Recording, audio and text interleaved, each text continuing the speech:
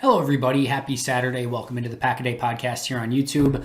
My name's Andy Herman, but you know that already, and we have no time to waste because there is a lot that happened on Friday. If you didn't catch my live breakdown of the Preston Smith restructure, make sure to go check that out. I am going to cover it in some detail today, but probably not quite as much as I did on yesterday's show. So make sure to check that out if you haven't already. But let's jump in and get started right away with all the news and notes that took place on Friday. So first of all, let me just start by saying this was not a great day for the Andy Herman brand.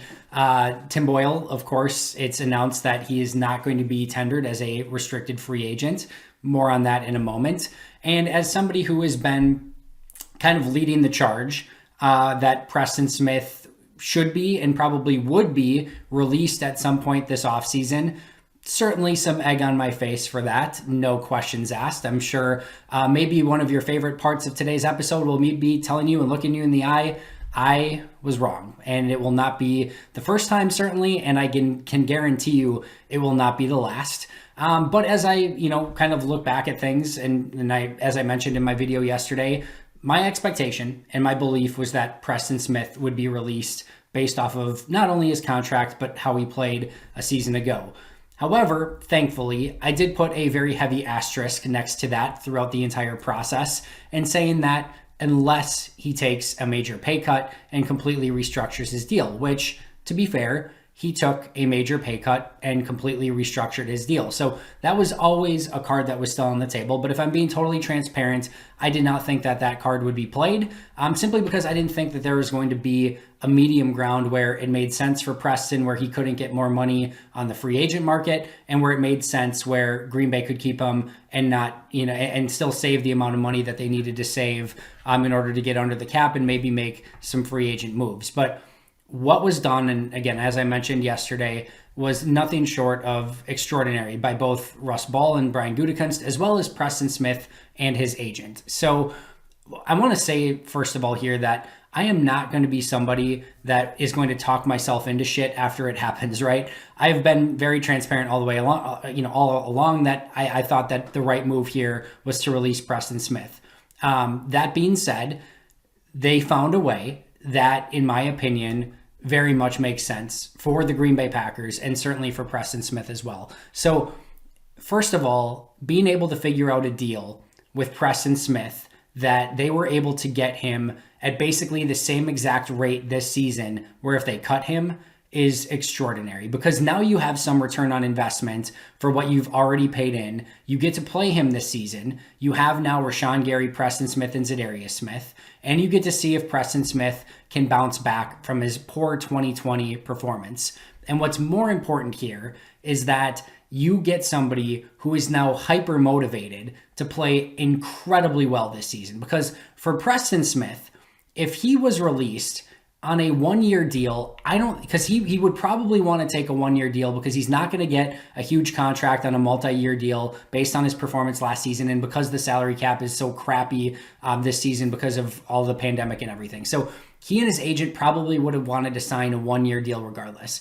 I don't think he was finding anything better than a one-year, $8 million deal on the free agent market with the opportunity to sign a big deal next season if he played well. So I actually think he outperforms his value on the free agent market by taking what amounts to a one-year, $8 million deal from the Green Bay Packers. And that is above and beyond the $8 million that he was set to make by being released. This is an additional $750,000 this year and then another $7.25 million next year when he's likely released based on his insane, $19.25 million cap hit next year if they were to keep him. So he will be released next season, and now he'll have the opportunity to go out and earn another huge contract. But above and beyond that, based off of the incentives that Preston Smith gets in this deal, if he goes out and has a 14 sack season, which maybe is unrealistic, but not without, outside of the realm of possibility, he actually outperforms the deal that he was set to be on and gets the opportunity to cash in huge on a much more robust free agent market next season when there's much more salary cap space to go around. So this is a massive win-win for both sides here in a situation where, again, if I'm being transparent, I didn't think there existed a world where a win-win scenario existed, where Preston Smith was happy and the Packers were happy, yet they found a way to make that work. And while I have, again, that egg on my face for saying all offseason that I thought eventually Preston Smith would be released, and I doubled down on that and I tripled down on that, and I just realized now as I'm saying this, I doubled down on it on Marcus Eversol's, 107.5 The Fan. So I'm going to get to face up to Fan Nation on Monday as well. So that's just super great also. But again, give credit to Russ Ball. The much more important thing here, give credit to Russ Ball, the Packers, for finding this deal, for being creative, for not putting the cap space a ton down the road. It doesn't look like there's going to be any sort of, auto void years at the end of this. This is a clean contract where you are able to pay him almost nothing more this season. You take on a very reasonable cap hit next year. And if he goes out and outperforms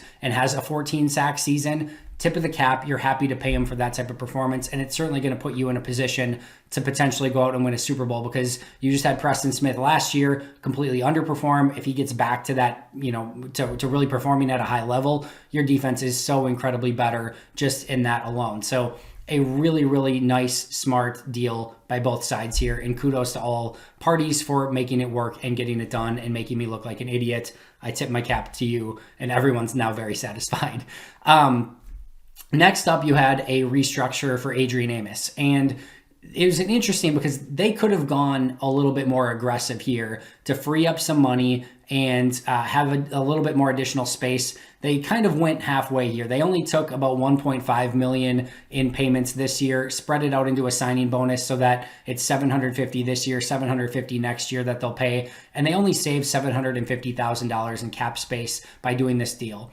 I would have liked them to be a little bit more aggressive here, but I also understand it. They're kind of taking the best of both worlds here. They're getting some space back from Amos, but they're not hamstringing themselves, or if they need to do something next year, like potentially release an Adrian Amos if he has a poor season, they still have the ability to get out of that deal. So I think this ultimately made a ton of sense, where they're getting some relief from Amos, but they're not mortgaging anything major from the future, and they're still giving themselves some outs next season if Amos would go out and massively underperform or have injury issues or so on and so forth. So ultimately understand what they did with Amos, gives him a little bit of flexibility, not a ton. If you're looking for the potential to maybe go out and sign major free agents, you would probably like to see maybe a couple million more back in this Amos deal on this year's contract, but they still have the potential to restructure Zadarius Smith or extend Zadarius Smith, extend Devontae Adams, and potentially restructure Aaron Rodgers. And until we know just exactly what they do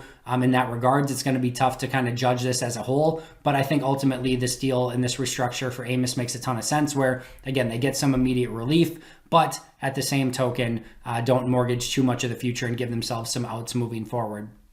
The next move, and I don't know that I'm technically going in chronological order here. In fact, I'm pretty sure I'm not. But another move that they made was releasing John Lovett. So I can thankfully say I got one right here. So just based on their overall depth chart, first of all, I didn't think Lovett played well when he got in a season ago, even pre-injury. Then he tears his ACL, and then, oh, by the way, Dominique Daphne completely goes out and outperforms what John Lovett was doing and has much more upside than what John Lovett had. So there wasn't really a path. When you have two H-backs on the roster that you probably already want to keep almost for sure, Daphne's not there yet, but I think he's pretty close, in Dominique Daphne and Josiah DeGuara. There's not a ton. You can't keep three H-backs. Let's be real here. And I think even with his injury, it complicates it that much more. And then you have Jay Sternberger, who we've seen play some H-back and of course can play some tight end. You probably want to bring back Mercedes Lewis, and then of course Bobby Tunyon is going to be somebody that is probably a priority to keep this offseason as well. There's just not enough room there for all of these bodies. And I think, John Lovett being able to save some space now, make that release, there's just not room for him. This was always something that made sense. A little surprising that they maybe made it this early, but in hindsight, that really makes sense as well. So, not a ton of shock here in any way, shape, or form. And I think this was the best case scenario. It allows John Lovett to get healthy and then kind of hopefully find a team on the open market when he's back up to health. And it allows Green Bay to clear a little bit of space now. And again, free that opportunity much more for Daphne and DeGuara going forward. And then lastly, last but not least, it was reported that Tim Boyle will not be not be given a restricted free agent tender. So obviously a huge bummer from Team Herman over here, as I think Tim Boyle's number one supporter from just about day one.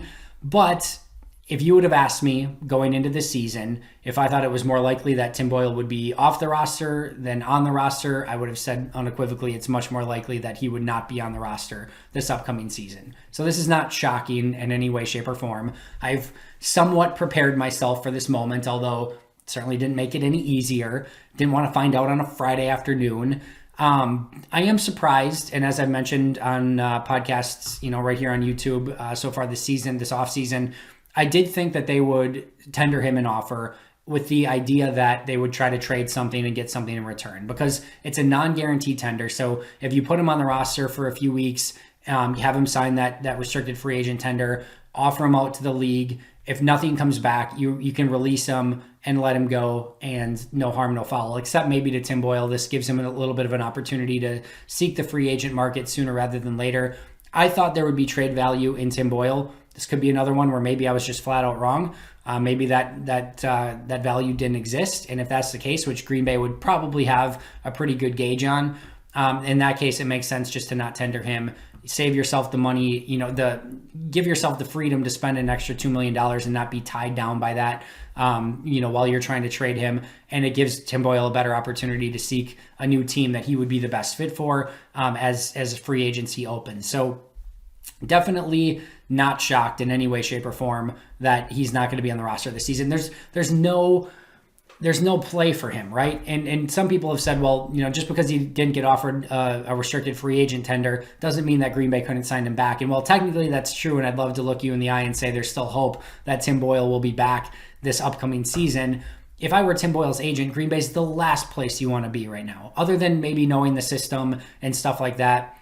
There's no short-term play. Aaron Rodgers is the quarterback. There's no long-term play. Jordan Love is the quarterback. And even if you outplay Jordan Love by a decent percentage, they have to put Jordan Love as the backup quarterback this season. So there's just no win here for Tim Boyle. And I definitely think that he'll get a better opportunity somewhere else. And even if that's less money than Green Bay would pay, which I doubt it would be, if I were his agent, I would still say you got to go play somewhere else and give yourself an opportunity. There are teams that need quarterbacks and would potentially give you a chance to be a backup where if things go wrong with their starter, you might actually play. And I just think that's a much better opportunity than anything you could get in Green Bay. So unless Green Bay is offering him a minimum deal and he literally can't find anything anywhere else, which I can't imagine would be the case, there's just no play for Tim Boyle back here in Green Bay. So definitely bummed, definitely not shocked. A little bit surprised he didn't get a tender and maybe try to figure out a trade so you get something in return, because Green Bay spent 3 years developing Tim Boyle, and you could see the stages of development as he's gone through and made himself into a true NFL quarterback. Now, if that's a top tier backup or a bottom tier third stringer, I think it's still tough for anyone to say because we just haven't seen him out on the field. But a lot of times in the NFL, you have value until you prove that you don't. And at this point, Tim Boyle has value because nobody really knows what his upside or his floor is in the NFL at this point. He's shown flashes that he could be a player with some potential. He's grown throughout his career in the NFL. And I think because of that, he's going to have an opportunity to be a solid backup for some team who, if they get an injury, maybe could even get an opportunity to start next season. Just please, no Bears. Let's see, no Vikings. I could respect the Cowboys in reuniting with Mike McCarthy. I could understand that, but no Vikings or Bears. That would be tough, a tough one for me to swallow. So that's mostly, I think, going to do it for me today. Ultimately, really liked what they did with the Preston Smith deal to get a return on investment and to make him super motivated to play at a really high level for this season. And I think you can swallow basically what amounts to a 1-year, $8 million deal.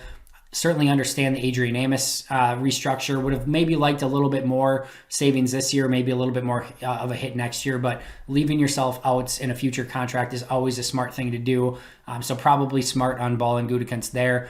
And then like the release of John Lovett. I don't like the release of any player. I'm not cheering for anyone to get cut, but I think that was ultimately the right move to make there. and then ultimately hate the Tim Boyle decision, but it was expected. I respect it, and hopefully Tim Boyle can go out and get paid and find himself an opportunity, and maybe even start, and I can get myself like a Tim Boyle, I don't know. I don't even know what team is out there that could potentially use a quarterback that could start at this point. But you go to the Raiders and have Derek Carr flame out and be the Raiders starting quarterback maybe or something. Who knows? But that's going to do it for me today. Thanks as always for listening. Appreciate you all greatly. Make sure to subscribe if you haven't already. Make sure to check out today's audio version of the podcast wherever you get your favorite podcasts as we break down Preston Smith and Adrian Amos and all of this detail in a much longer episode. But until next time, and as always, go Pack Go.